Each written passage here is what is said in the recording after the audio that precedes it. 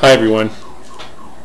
Today I want to speak to you briefly because it's almost sundown, so I'm going to probably post this after Rosh Hashanah. The House defeated the bill today, the bailout bill, and I wanted to give you first a thank you to everyone who's probably called the House of Representatives and their senators, which I did over last week, Thursday into Friday. But more importantly, I wanted to make this quick video as a consideration. I know that right now as we speak probably people are making backdoor deals in Congress to get this bailout passed because the majority of the American people are unaware as to the fact that they believe that by bailing out the banks and bailing out all the people in Wall Street that they're going to save this country and they're going to save this financial business, this financial system, which is wrong. It's false. I made a previous video in regard to this talking about market fundamentals, and you can look at that in more detail, but basically what I was saying in that last video, a couple of videos ago, was the fact that we don't have any market fundamentals. The market fundamentals are that if we had industry, which we don't, and we made stuff, which we don't, we would have income, which we don't, to pay off this disaster that has been created, not in 5 years or 10 years, but in 30 years. The moment we started shipping businesses and industries and shutting down steel mills and weakening the unions and all this other stuff is the moment that we started to shift from a creditor nation to a debtor nation, and now the world's largest in history. There's a lot of views of how much CDOs and other market derivatives there are. Some guess somewhere between 100 and 600 trillion, that's with a T, dollars that have not been brought to market. I think that the number is closer to 600 trillion, and that is a number that neither our income presently, being $13 trillion, could ever find its way to be evened out. And I know that a lot of the European powers that be in England and so forth are really ticked that we marked this down and we shot it down, this horrible thing that I think is going to happen. So my suggestion is that that we should not bail out anybody. I'm a business owner. I'm a small business owner. I do retail. If I made bad mistakes, my business would go out of business and no one would ever say, hey, let's bail you out. And even if they did say, hey, let's bail you out, they would make fundamental changes in the way I do business, and they would make fundamental changes of the way that I run that business. So then it would no longer be my business.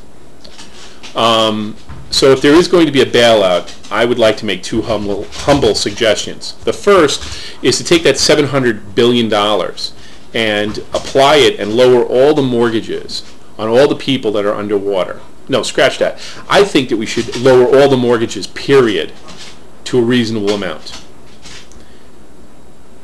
That would be more useful because then people would continue to pay their mortgages and we would shore up the credit and the reliability and the trust that we have in the financial system. The other option, which I think is much more viable, is to take that $700 billion, if we're going to actually spend this money, and build infrastructure, start businesses, start shoe industries or clothing industries, whatever. Retrain all these mortgage brokers and these Series 7 guys and these commodity brokers and everybody in between. And that's my dog, by the way, running around with his ball. And make them make textiles. Make them make stuff that the rest of the world will buy from us. And that will solve the problem. If you're going to take what is basically $2,500 from every man, woman, and child that we will never get back, and we will never get that back. I am under no illusions that we might get our money back. We won't. So let's take that $700 billion and bring it back down to Main Street.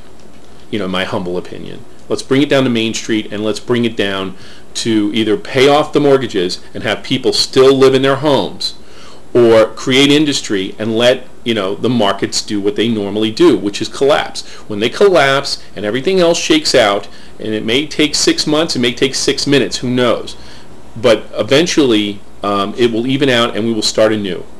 I'm a big fan of Peter Schiff, who believes in a free market economy. Otherwise, we're going to have basically communism, and you know, I don't think we want that, because eventually, you know, we're lying to the American people now with these GDP numbers and these inflation numbers. So, you know, we don't want that anymore. But if you're an American person, voting American person, even if you've never voted before, you know, I would, if you like either one of these ideas, I would tell you to call your congressman, and definitely call your senators, and definitely call our friend Barack Obama and John McCain, who are also senators, because they're apparently now starting to, I saw something real quick that they're looking, Obama wants to create change the bailout and give these people the bailout that they need. Tell them that, you know, if you liked any one of these ideas that I just gave you, I'm going to probably use the latter one, the one where we're going to create industry.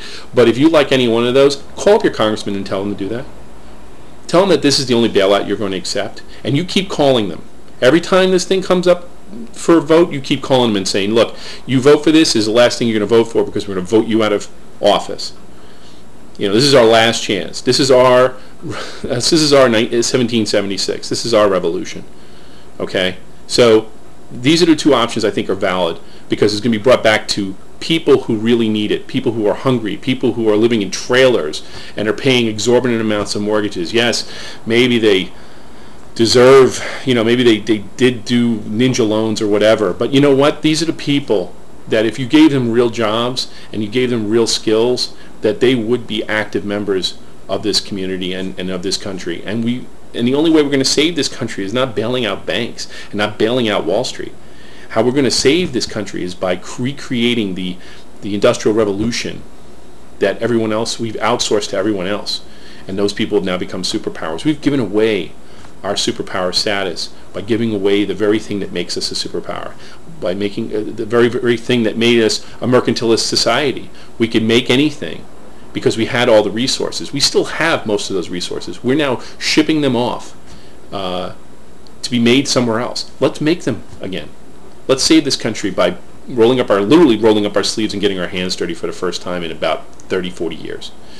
Well, until next time, make your comments known, as I say before, and good luck and God bless. And to everyone, Lashana Tova. Peace.